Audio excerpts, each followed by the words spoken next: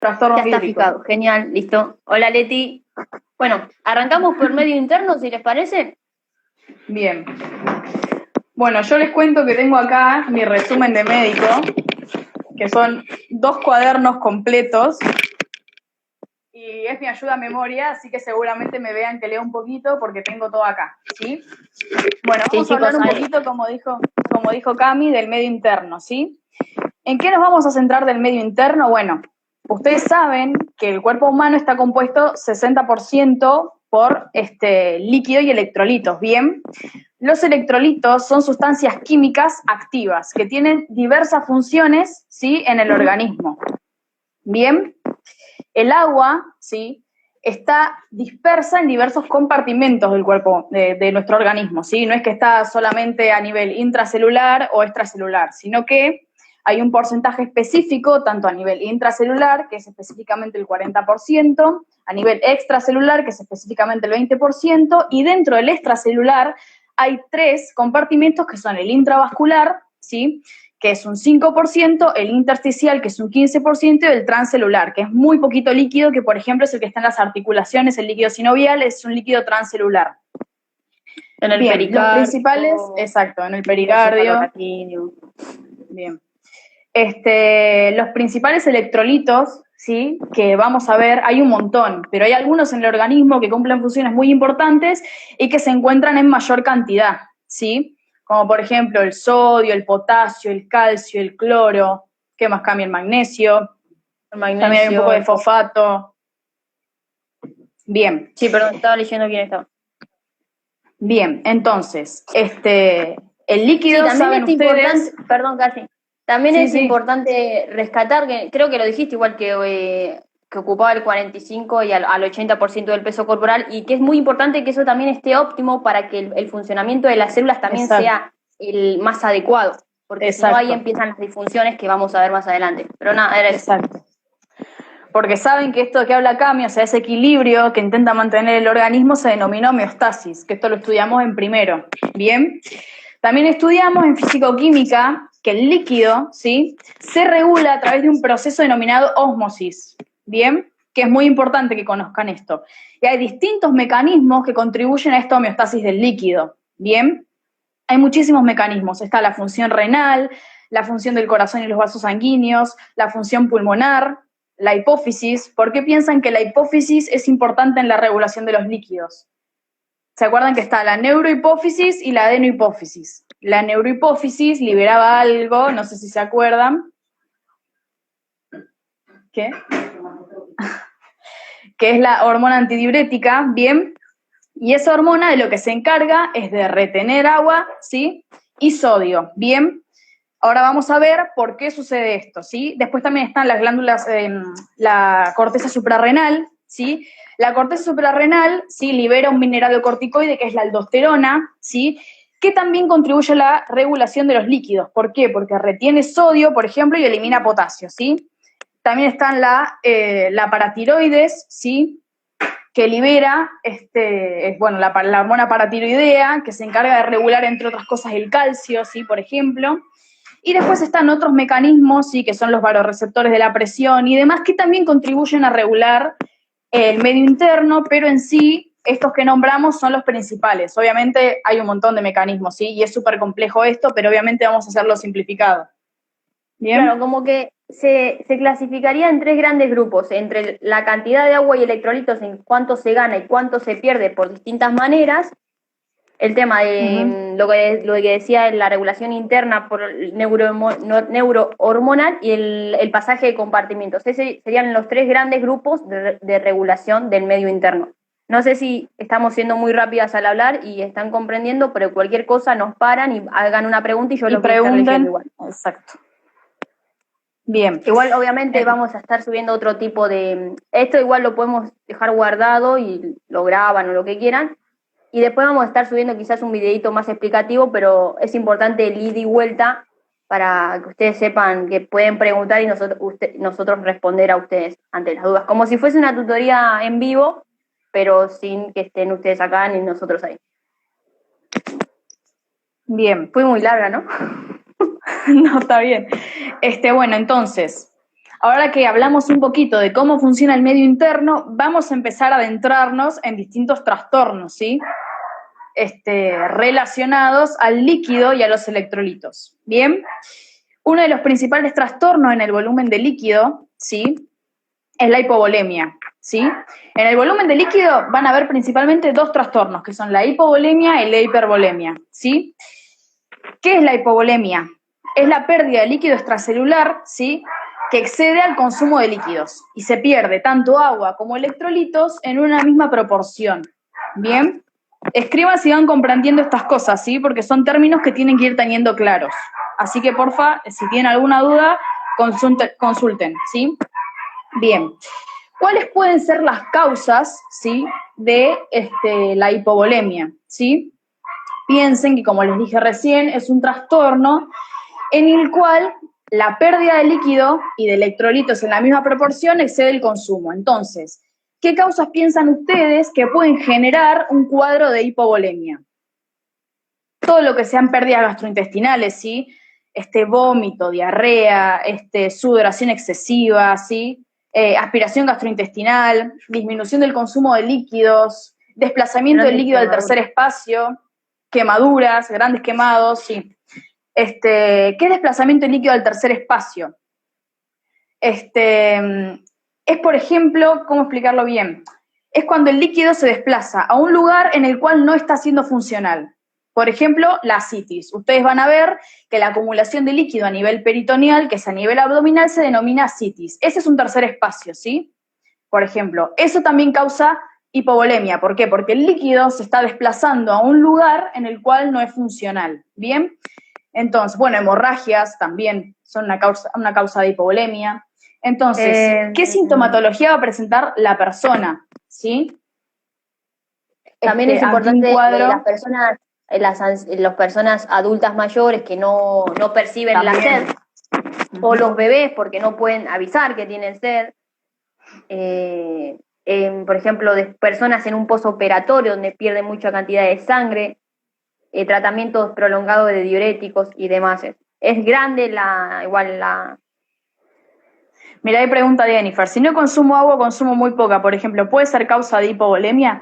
Y tiene que ser bastante a largo plazo. O sea, no es que si hoy no consumís agua o mañana no consumís agua vas a tener hipovolemia, pero sí a largo plazo. Obviamente es difícil que pase en nosotros que somos jóvenes, pero no, como dice Cami, en adultos mayores, que son personas, ¿sí?, que ya de por sí no consumen demasiado líquido porque no sienten la necesidad de consumir líquido, ¿bien?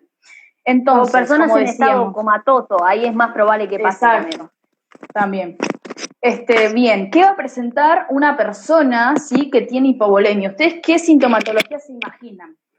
Sepan que cuando ustedes estudian, ¿sí?, cuadros patológicos como se ven en médico-quirúrgica, cuando lean las manifestaciones clínicas, ustedes tienen que comprender el porqué de cada manifestación, ¿sí?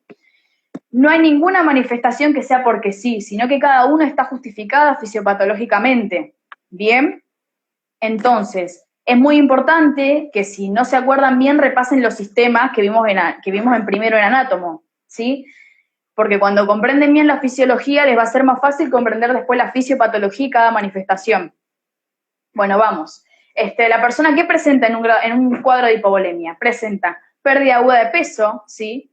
Porque al haber pérdida de líquido va a haber pérdida de peso, disminución de la turgencia cutánea, ¿sí? ¿Cómo se puede medir esto? Explícalo, Cami. Disminución de la turgencia cutánea, pliegue de positivo. Bueno, una de los que vamos a hacer es el famoso... Igual a mí hay algo que me quedaba positivo, ¿te imaginas? No tomaba nada agua. Uno de lo que podemos hacer es el signo de pliegue positivo, que quiere decir que, por ejemplo, nosotros cuando hacemos esto, automáticamente se tendrá que volver a desplazar al mismo lugar donde está. Pero cuando tenemos una deshidratación, lo que va a pasar es que no vuelve, queda. Eso significa signo de pliegue positivo. La piel seca, sensación de sed, que después se va igual. Exacto. Va a haber disminución del nivel de conciencia. Claro, altera lo neurológico. Las mucosas van a estar secas o semihúmedas. Va a haber aumento en la concentración de la orina, o sea, la densidad de la orina va a estar mucho más alta. Exacto. Va a haber oliguria. Va a haber oliguria. El sistema renal va a tender Sí. Perdón si nos chocamos, pero pasa que es muy difícil. Dale, Bueno, dale. dale, sí. Bueno, y después Bueno, va a haber y todo algo esto- que... Dale, seguí, dale.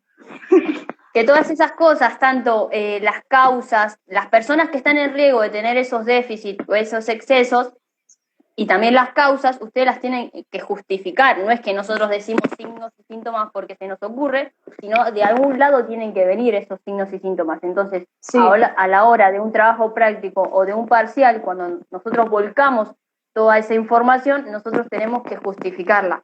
Una de las maneras de justificarla es leyendo la fisiología de cada organismo. Bien. Hay una chica sí, preguntaba, ay, no vi el nombre, se me pasó. Sofi, preguntaba si el déficit de volumen de líquido es lo mismo que la hipovolemia. Sí, déficit de volumen de líquido es lo mismo que la hipovolemia. ¿Qué otra cosa van a poder notar? ¿Qué otra sintomatología específica ustedes van a poder notar en una persona así y que es valoración exclusiva de enfermería? Es la toma de signos vitales, ¿sí? Esta persona va a tener el pulso debilitado, va a tener un aumento de la frecuencia cardíaca y va a tener un término que es nuevo, que ustedes conocen una parte, pero la otra parte no, que es la hipotensión ortostática. ¿Qué es esto?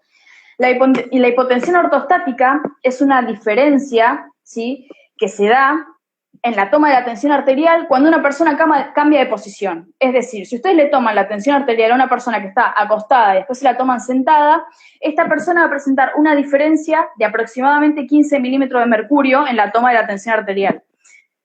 ¿Por qué se produce esto? Bueno, perdón. ¿Por qué se produce esto? Ustedes sepan que, ¿qué pasa?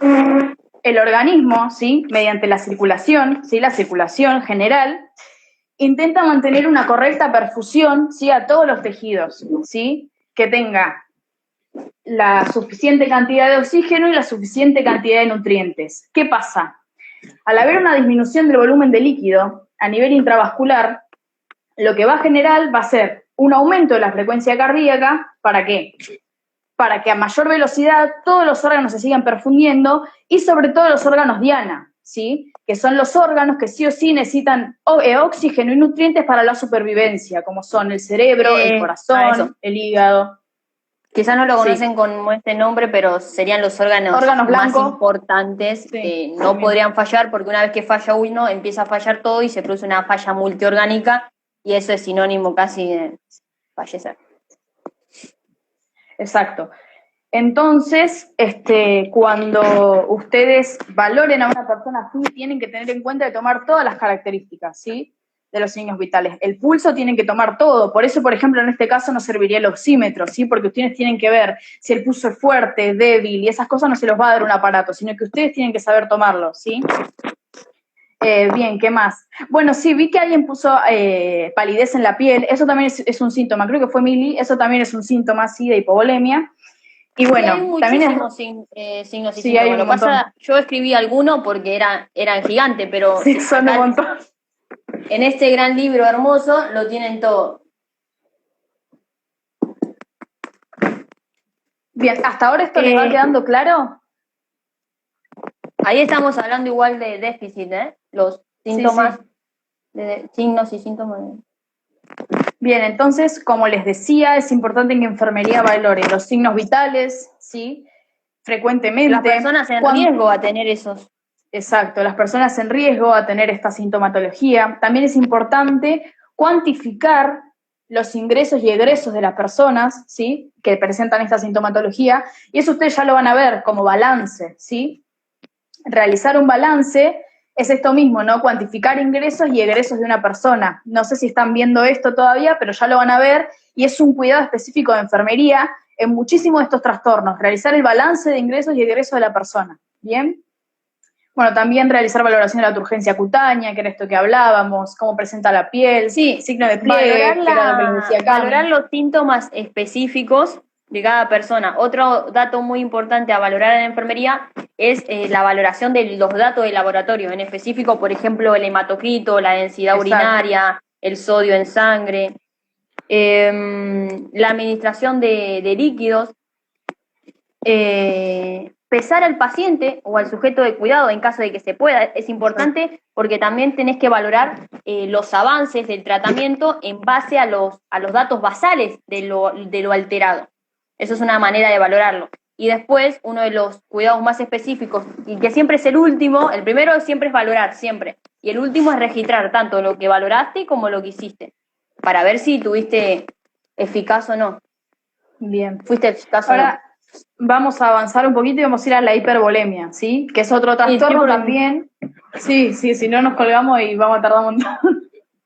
La hipervolemia, que sería lo contrario a la hipovolemia, ¿sí? Es una expansión isotónica del líquido extracelular que se produce por retención de agua y sodio, ¿sí? Siempre recuerden que el sodio va acompañado del agua, siempre, ¿sí? Bien. Puede verse este trastorno a una simple retención de líquidos de una persona por algún tipo de trastorno ya previo o también alteraciones a mecanismos homeostáticos, ¿sí? Personas con trastornos como insuficiencia cardíaca, insuficiencia renal, ¿sí? Alto consumo de sodio, son todas cosas que estimulan, ¿sí? La retención de líquido, ¿sí? Perdón, que te voy a cortar. Sí.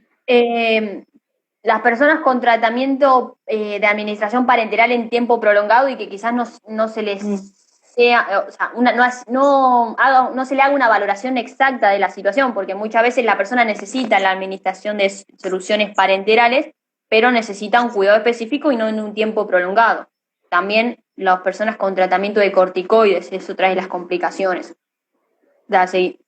Bien, entonces, esta persona va a presentar una sintomatología diferente a la que presentaba una persona con hipovolemia. Esta persona seguramente presente edema, ¿sí? Edema es lo mismo que explicábamos antes relacionado con la citis, ¿sí? Es un desplace del líquido hacia el tercer espacio, que es un espacio donde este líquido no es funcional, pero se acumula, ¿sí? Suele darse en miembros inferiores. ¿Por qué? Porque por gravedad el líquido se va a acumular abajo, ¿bien? En la zona de declive. En la zona de declive. Entonces, las personas van a presentar signo de Godet positivo, ¿sí? ¿Qué es esto, Cami? Explícalo usted. El signo de Godet. ¿Qué es el signo de Godet? Explícales. Bueno, yo le iba a preparar un par de cositas para que sea más, ¿cómo es? Explicativo, pero bueno. Por ejemplo, nosotros tenemos un edema, ¿no? En los miembros inferiores, por ejemplo, una pierna, ¿no? Y el signo de Godet, igual si me confundo, sepan que hace rato no leo eso, pero bueno, importa. Nosotros tenemos un edema en los miembros inferiores, ¿verdad? Entonces, el signo de Godet tiene 4 grados. ¿Es así casi? Sí. Hasta 4 grados. Una vez que vos presionás vos presionás el miembro y vas a ver que se va a hundir en el miembro inferior. No sé por qué aclaré eso. Pues vas hundiendo, una vez que hundís hasta un determinado momento, el signo de Godet va a ser 4 más. O sea, se suma por mases. No sé si están entendiendo lo que estoy queriendo explicar. Cuanto más se hunda el dedo cuando ustedes realizan esta prueba, va a aumentar el signo. O sea, cuanto más se hunde, más van a poner. Es de 1 a 4, ¿sí? Ese claro, es el signo de Godet. Ustedes no van a poner el signo 4 apenas, sino exacto. Si ven que se hunde todo el dedo. Eso que dice Matías, escala de edema que deja fobia, exacto. Cuando queda hundido se llama fobia. Fobia. Bien. La persona también va a presentar ingurgitación de las venas del cuello, que se va a ver que las venas se encuentran inflamadas, ¿sí? Nosotros también, Carly, te queremos. También van a presentar taquicardia, ¿sí? Por ejemplo. Van a presentar un pulso hiperkinético, lo van a sentir muy fuerte a diferencia del otro. No va a ser un pulso débil, sino que va a ser un pulso muy fuerte y saltón, ¿sí? Al palparlo, ustedes van a sentir que es súper fuerte. Y estas personas van a presentar algo que lo vieron en primero, pero no muy en profundidad, que este año sí, que son los estertores, ¿sí? ¿Querés explicar, disnea. Y disnea. Que nosotros lo vamos a escuchar al auscultar a la persona. También va a haber irritabilidad, desorientación. También, exacto. Pero ustedes tienen que entender que nosotros estamos diciendo signos y síntomas generales de la patología.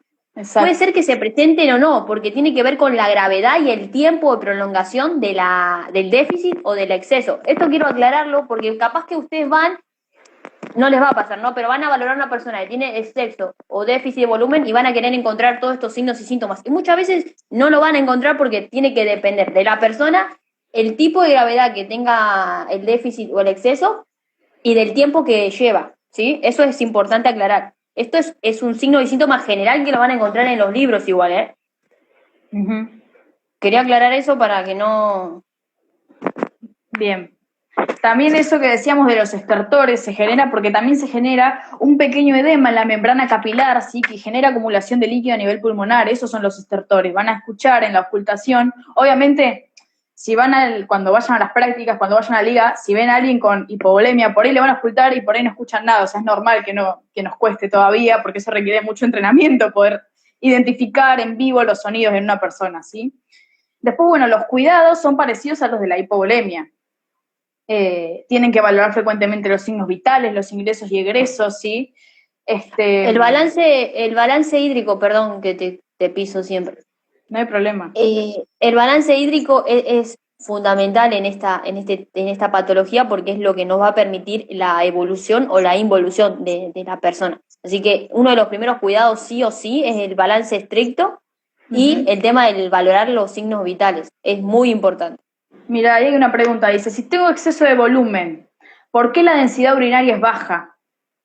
La densidad urinaria no está relacionada con la cantidad, ¿sí? Sino con la dilución de los contenidos de la orina. Al haber tanto líquido en el cuerpo, cuando la persona elimina el líquido, la cantidad de solutos va a ser menor, por eso la densidad va a ser menor, ¿sí? Sin embargo, esta persona va a presentar poliuria, o sea, va a orinar mucho, pero la densidad va a ser baja, ¿sí? Al revés, es en el caso de la hipovolemia. La densidad es alta porque el contenido de solutos es mayor, pero el volumen es menor, o sea, tiene oliguria. Bueno, ya sigamos porque si no vamos a estar con esto. ¿Esto lo entendieron? Es muy importante también que para este tema, que son los electrolitos y necesitan conocimiento de físico-química, acá viene la parte en que nos importa físico-química, Al fin, la ósmosis, difusión, ósmosis, el transporte de la membrana. Es importante saber todos esos conocimientos porque nos va a costar mucho entender este tema. Parece fácil, pero no es tan fácil. Es medio complicado y hasta uno ya recibido tiene que volver a leerlo porque... Bueno, por lo menos me pasa a mí, que no soy de las más inteligentes. Bueno, y ahora nos vamos a meter un poquito, muy brevemente, porque también vamos a hablarles un poquito de fluidoterapia, así después, un poquito de venopunción y demás, que son temas que están buenísimos, van a ver que les van a reinteresar. Vamos a hablar un poquito antes, por encima, de desequilibrios electrolíticos, ¿sí? Que son un poquito complicados y requieren bastante lectura y repaso y repaso y repaso, porque es complejo entenderlos, ¿bien? Bueno, como les dijimos antes, al principio, los electrolitos, ¿sí? Son sustancias químicas que presentan cierta carga, ¿sí? Positiva o negativa, ¿bien? Y tienen una función en el organismo. Ya dijimos que hay varios principales: sodio, potasio, calcio, magnesio, cloro, ¿sí? Bien, vamos a empezar por el sodio, ¿sí? El sodio, como ustedes estudiaron en primero, en anátomo, se encuentra abundantemente en el líquido extracelular, ¿bien? En el líquido extracelular se encuentra el sodio, ¿sí? Y se encuentra en una proporción de entre 135 a 145 miliequivalentes por litro. ¿Tienen que saber la cantidad? Sí, la tienen que saber. Tienen que saber en qué cantidad, en qué proporción se encuentra en el organismo. Tienen que saber por qué está regulado. Se encuentra regulado por la ADH, ¿sí? Que es la antidiurética, se encuentra regulado por el sistema renina-angiotensina-aldosterona, que eso también lo estudiamos en primero, y participa en la contracción muscular, en la transmisión de impulsos nerviosos, es regulador de líquidos, ¿sí? Todas funciones que están explicadas bien en el Brunner. Che, bien. Casi, perdón, un cachito. Sí. Ahí Dionifer pregunta, no sé si hicieron ya un vivo de cálculo de goteo, pero lo pueden hacer como aparte. Sí, tranquila, vamos a tocarlo acá, pero vamos a hacer uno específico de cálculo de goteo. Ahora sí, digamos. Bien. Las causas, ¿sí? Del déficit de sodio. ¿Cómo se denomina el déficit de sodio? Porque tiene un nombre medio... Se denomina... sé, señorita. Ah, ¿cómo se llama, Cami? ¿El déficit? Sí. Bueno, es cuando hay menos de 135 milivalentes por litro. Es bien, hiponatremia. Hiponatremia, bien. Se llama hiponatremia, ¿bien? ¿Por qué se da? sepan, como les dije antes, que el líquido sigue al sodio, ¿sí? Entonces muchas veces va a estar regulado en relación al agua, ¿sí? Entonces, la pérdida de vómito, haya fístulas, drenajes, diarrea, eso también va a conllevar pérdida de sodio, al igual que de líquido, ¿sí? Porque el líquido sigue al sodio siempre. Sudoración, diuréticos, dextrosa prolongada, que la dextrosa es una solución, que lo vamos a estudiar después, ¿sí? Hiponatremia, si preguntan si hiponatremia, sí, hiponatremia. Y ahí Camila pregunta, ¿el sodio es regulado por la ADH? No llego a leer. Por la ADH y por qué más. Bueno, por la antidiurética, también es regulado por el sistema renina, angiotensina, aldosterona y demás. Manifestaciones clínicas, algunas son similares a la de la hipovolemia, ¿sí? Va a tener disminución de la urgencia cutánea, se quedan las mucosas, hipotensión postural, que es lo mismo que hipotensión ortostática, náuseas, vómitos, dolor abdominal, Cólicos, todo esto, espasmos musculares. cólicos, espasmos musculares, todo esto se va a producir, porque yo me preguntaba, ¿por qué tiene náuseas, vómitos y demás? Porque el mismo desequilibrio electroquímico, ¿sí? Genera muchas veces náuseas, vómitos como manifestación clínica, ¿sí? Como un indicador del organismo de que está sucediendo algo. Después se va a generar agotamiento, letargia, ¿sí? Bien. Después habla un poquito del tratamiento médico y demás, pero eso después estudienlo ustedes porque es simple. Después, cuidado de enfermería, bueno, identificar personas en riesgo, lo mismo que les explicábamos antes, personas que presenten riesgo de tener este desequilibrio, personas que hayan tenido pérdidas, ¿sí? Gastrointestinales, lo que les explicábamos antes. También es importante valorar los signos vitales, ¿sí? Hay muchos cuidados en estos desequilibrios que se repiten, pero ¿por qué? Por ejemplo, toma de signos vitales. ¿Por qué se repite? Porque los signos vitales siempre van a ser indicadores de que hay algo en el organismo que no está funcionando bien, ¿sí? Bueno, ¿qué más? ¿Querés aportar algo, Cami, o sigo con hipernatremia? No, que siempre, igual la que más sucede es la hiponatremia. Es más común que suceda una hiponatremia a que suceda una hipernatremia. Igual ahora Sí. vamos a hablar de la hipernatremia. Y que ahí dijiste un poco en realidad no dijiste del tratamiento porque había que leerlo, pero en realidad lo que se hace es, por ejemplo, con cautela administrar sodio, porque es lo que no estaría habiendo en el organismo. Siempre es con cautela. Puede ser por boca si el déficit es bajo, o puede ser por vía parenteral si es un déficit muy grande. Pero después hay otros cuidados, porque hay que tener cuidado también con las personas que tienen problemas cardiovasculares y demás. Pero eso no nos vamos a meter tanto porque el tratamiento lo tienen detallado en el libro. No queremos decir cosas que no son, pero en realidad es eso. No es tanto igual. La mayoría de estos trastornos, ahí está, Trastornos. los signos y síntomas, las causas y el tratamiento parece que fuesen para todo lo mismo. Hay algunas diferencias, pero tienen bastante similitud entre unos y otros. Nada, y los después tratamientos. No sé si el público ahí quiere aportar. Cuando había exceso de sodio, ¿cómo se llamaba? Si quieren aportar, a ver si están atentos. Bueno, mientras les digo algo de lo que decía Cami del tratamiento, y es que está buenísimo que vean junto con esto fluidoterapia, porque ahí van a ver las soluciones, ¿sí? Y muchas de las soluciones a estos trastornos son esas soluciones. O sea, la solución y la solución. Sí, igual lo de soluciones también lo podemos, capaz que lo tocamos, pero va a haber un vivo, como va a haber un vivo de cálculo de goteo, podemos tocar soluciones también y balance hidroelectrolítico. Bien, ahí pusieron hipernatremia, sí, es hipernatremia. Me gusta porque en la hipopotasemia